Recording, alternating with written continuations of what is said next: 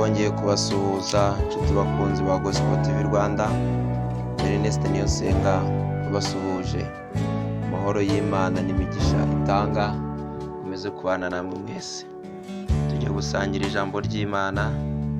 Ni ijambo dusanga mu gitabo cy'umuhanuzi Yesaya igice cya 41 umurongo wa 10. Reka dusome mu izina rya Yesu Kristo. Ntutinye kuko ndi kumwe nawe, ntukihebe kuko ndi Imana yawe. Nzajya ngukomeza ni kuko nzajya ngutabara, kandi nzajya nkuramiza ukuboko kw'iburyo ariko gukiranuka kwanjye. Amen. Reka twongere dusubiremo Yesaya igice cya 41 umurongo wa 10. Ntutinye kuko ndi kumwe nawe, ntukihebe kuko ndi Imana yawe. Nzajya ngukomeza ni koko nzajya ngutabara, kandi nzajya nkuramiza ukuboko kw'iburyo ariko gukiranuka kwanjye. Amen. Imana ishimwe cyane kubw'ijambo ryayo. Uri Imana ikomeye, uri Imana igira neza. Tugushimiye kubw'ijambo ryawe duhaye. Iri ni ijambo ry'ihumure, reka bagiye kuryumva bongere basubizwe mu imbaraga, bongere basubizwe mu kwizera. Wabuze ibyiringiro ubimusubize kubw'ijambo ryawe. Wabuze amahoro uyamuhe kuko niwe uyatanga. Wabuze aho yerekera, ubona inzira zose zifunganye, unyuranye amaboko umucira inzira kuko uri Imana. Urakoze cyane. Izina rya Data twese n'iry'Umwana n'iry'Umwuka wera. Amen. Imana ishimwe cyane kubw'ijambo ryayo. Bene Data, ni igihe kinini gishize waratakaje ibyiringiro. Igihe kinini gishize kwizera kwaragabanutse.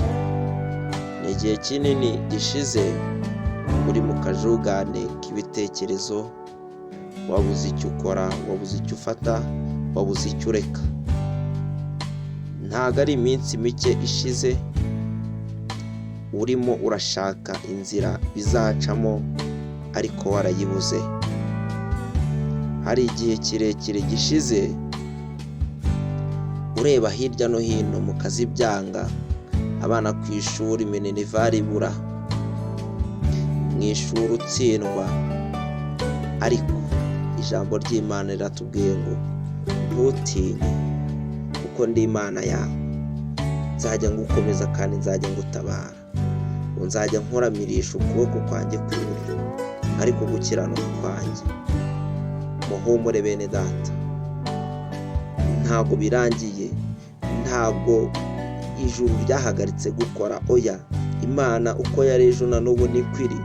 Ijambo ryayo iyivuze biraba, iyitegetse kandi birakomera. Ijambo ryayo iyivugiye ubwayo irikurikira imyaka n'imyaka, imyaka ibihumbi rwose irarisohoza. Oya, ntutinye rero, ntubure ibyiringiro, ntiwihebe, wirira, wihogora kuko dufite umucunguzi, dufite Imana. Kandi nyine ngo iyo dusenga iratwumva. Nukuri ntago ari bayare, ntago ari dagone ngo inanirwe gukora, ntago ari rashera. Oya, Imana yacu ni Imana nyamana, n'Uwiteka, ni Nyirijuru, yahozeho kandi na n'ubu ariho. Ngo ni Imana yihagije.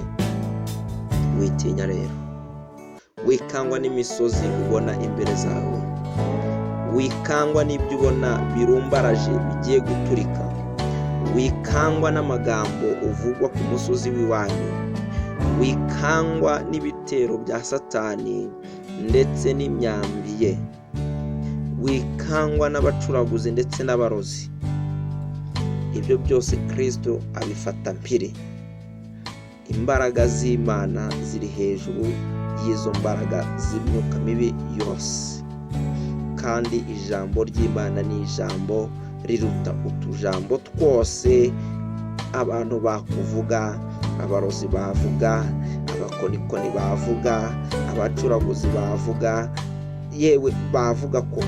Ariko iyi Imana ivuze, andi majwi yose aratuza. Imana igiye kuvuga ku byawe, kandi Imana iraje itangira ikore. Irega yatangiye gukora n'uko utabizi, ariko none igiye gukorera ku mugaragaro. humura, wirira, wibabara, wihogora. Imana izi ibyo yibwira kutugirira, ntabwo ari ibibi, oya ni ibyiza, kugira ngo itureme umutima w'ibizaza. Tugiye gusengana n'abantu bafite ibibazo bitandukanye, cyane cyane hari abafite amarira, hari ababuze ibyiringiro, abo kwizera kwagabanutse, abafite ingorane zitandukanye mu buzima. Abo ngabo nibo tugiye gusengana nabo. Turagushimiye Uwiteka kubw'ijambo ryawe duhaye, wabanye natwe muri byose, uhabwe icyubahiro. Bene data bari imbere z'ubwiza bwawe, aba ngaba Mwami bakeneye ko ubahumuriza, bakeneye kubongera imbaraga, bakeneye kubongera gukomera. Ngwino ubuzuza imbaraga zawe, unyuranye amaboko uca inzira aho zidacika. Ngwino bakomeze nk'uko ijambo ryawe bitubwiye. Urakoze cyane kubakomeje, urakoze cyane kubatabaye, urakoze cyane kubarinze. Izina rya Data twese n'iry'Umwana n'iry'Umwuka wera, amen.